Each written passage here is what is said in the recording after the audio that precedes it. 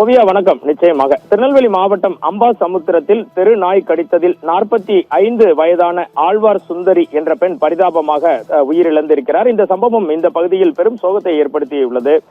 திருநெல்வேலி மாவட்டம் அம்பாசமுத்திரம் ராமலிங்கர் தெருவைச் சேர்ந்த கூலி தொழிலாளி கணேசனின் மனைவி ஆழ்வார் சுந்தரி. சில நாட்களுக்கு முன்பு அவர் அப்பகுதியில் அந்த தெருவில் நடந்து சென்று கொண்டிருந்த போது ஒரு தெருநாய் திடீரென அவரது காலில் கடித்து விட்டதாக கூறப்படுகிறது. நாய் கடித்திருந்தாலும் ஆழ்வார் சுந்தரி அதற்கான தடுப்பூசியையோ சிகிச்சையையோ பெறவில்லை என கூறப்படுகிறது. இதனால் அந்த நாய் கடித்ததின் விஷம் மெல்ல மெல்ல அவரது உடலில் பரவி இருக்கிறது. நாட்கள் செல்ல செல்ல அவருக்கு கடுமையான வயிற்று வலியும் தலை சுற்றலும் ஏற்பட்டது. உடல்நிலை மிகவும் மோசமடைந்ததால் முதலில் அம்பாசமுத்திரத்தில் உள்ள ஒரு தனியார் மருத்துவமனையில் சேர்க்கப்படுகிறார். பின்னர் அவர்கள் கூறியதன் அடிப்படையில் திருநெல்வேலியில் உள்ள மற்றொரு தனியார் மருத்துவமனைக்கு உடனடியாக மாற்றப்பட்டிருக்கிறார்.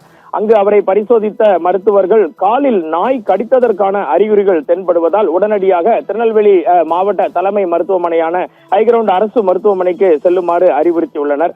அதன் பிறகு ஆழ்வார் சுந்தரி திருநெல்வேலி அரசு மருத்துவமனையில் சேர்க்கப்பட்டு சிகிச்சை பெற்று வந்தார். ஆனால் சிகிச்சை பலனின்றி பரிதாபமாக நேற்று உயிரிழந்தார். இந்த சம்பவம் குறித்து அம்பாசமுத்திரம் போலீசார் வழக்கு பதிவு செய்து தீவிரமாக விசாரித்து வருகின்றனர். ஓவியா, இது ஒரு புறம் இருந்தாலும் தமிழகத்தில் பரவலாக தெரு நாய்களின் எண்ணிக்கை மிகவும் அதிகமாக இருக்கிறது என்ற குற்றச்சாட்டு தொடர்ந்து மேற்கொள்ளப்பட்டு வருகிறது, தொடர்ந்து தெரிவிக்கப்படுகிறது.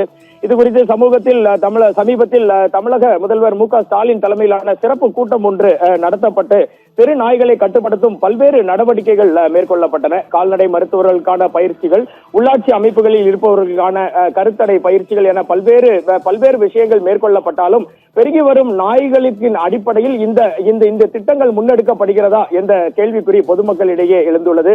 எது எப்படி இருந்தாலும் குடும்பத்தில் இருக்கும் ஒரு பெண் திடீரென நாய் ஒன்று கடித்து அதற்கு முறையான சிகிச்சை எடுக்காமல் உயிரிழந்திருப்பது திருநெல்வேலி மாவட்டம் முழுவதும் மிகப்பெரிய சோகத்தினை ஏற்படுத்தி இருக்கிறது.